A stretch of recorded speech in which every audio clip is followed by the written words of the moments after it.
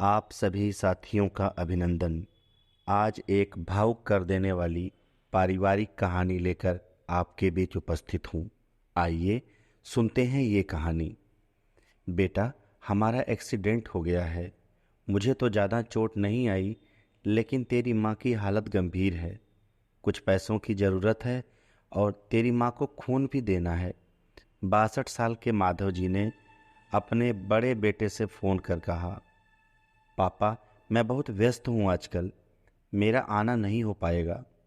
मुझे विदेश में नौकरी का पैकेज मिला है, तो उसी की तैयारी कर रहा हूँ। आपका भी तो यही सपना था ना, इसलिए हाथ भी तंग चल रहा है। पैसे की व्यवस्था कर लीजिए, मैं बाद में दे दूँगा।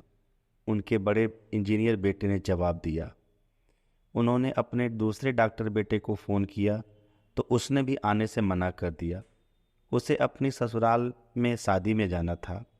हाँ, इतना जरूर कहा कि पैसों की चिंता मत कीजिए, मैं भिजवा दूंगा। यह अलग बात है कि उसने कभी पैसे नहीं भिजवाए। उन्होंने मायूसी से फ़ोन रख दिया। उस नालायक को फ़ोन करके क्या फ़ायदा? जब ये दो लायक बेटे कुछ नहीं करे तो नालायक क्या कर लेगा? उन्होंने सोचा और बोझिल कदमों से अस्पताल में पत्नी के पास पहुँचे और कुर्सी पर ढेर हो गए। पुरानी यादें आने लगीं। माधव राय जी स्कूल में शिक्षक थे। उनके 3 बेटे और एक बेटी थी। बड़ा इंजीनियर और मझला डॉक्टर था। दोनों की शादी बड़े घराने में हुई थी और पत्नियों के साथ अलग अलग शहरों में रहते थे। बेटी की शादी भी उन्होंने खूब धूमधाम से की थी।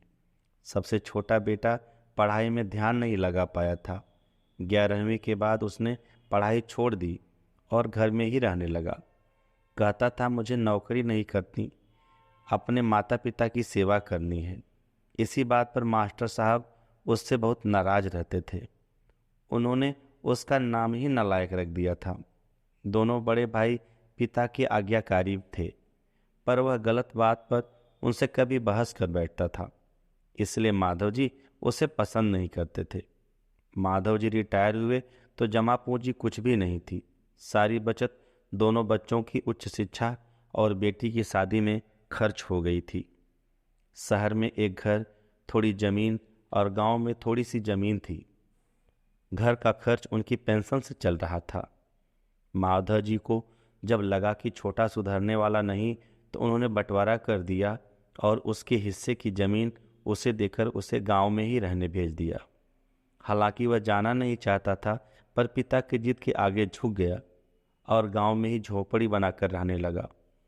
माधव जी सबसे अपने दोनों होनहार और नालायक बेटों की बड़ाई करते थे। उनका सीना गर्व से चौड़ा हो जाता था, पर उस नालायक का नाम भी नहीं लेते। 2 दिन पहले दोनों पति पत्नी का एक्सीडेंट हो गया था। वह अपनी पत्नी के साथ सरकारी अस्पताल में भर्ती थे और डॉक्टर ने उनकी पत्नी को ऑपरेशन करने को कहा था। पापा पापा सुनकर तंद्रा टूटी तो देखा सामने वही नालायक खड़ा था। उन्होंने गुस्से से मुंह फेर लिया, पर उसने पापा के पैर छुए और रोते हुए बोला, पापा, आपने इस नालायक को क्यों नहीं बताया? पर मैंने भी आप लोगों पर जासूस छोड़ रखे हैं।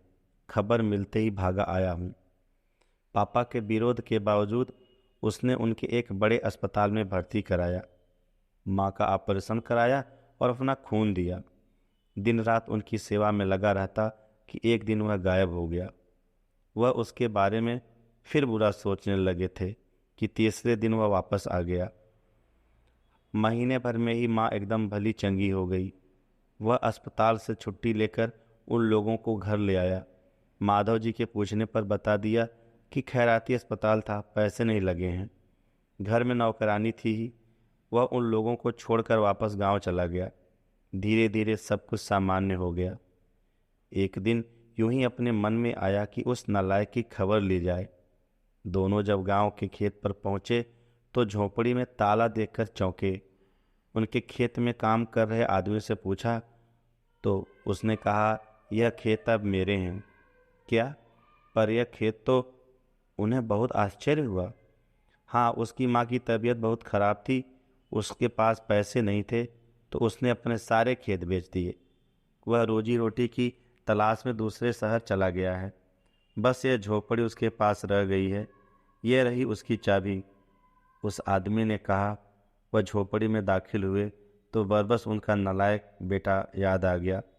टेबल पर पड़ा लिफाफा खोल कर देखा तो उसमें रखा अस्पताल का 9 लाख का बिल उनको मुंह चिढ़ाने लगा।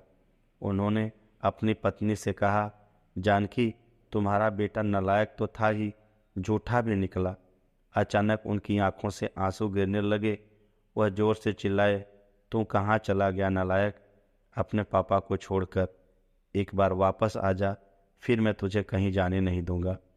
उनकी पत्नी के आंसू भी बहे जा रहे थे और माधव को इंतजार था अपने नालायक बेटे को अपने गले लगाने का। सचमुच नालायक था वो। साथियों, अगर ये कहानी पसंद आई हो तो इसको ज़रूर लाइक करें और अपनों को ज़रूर साझा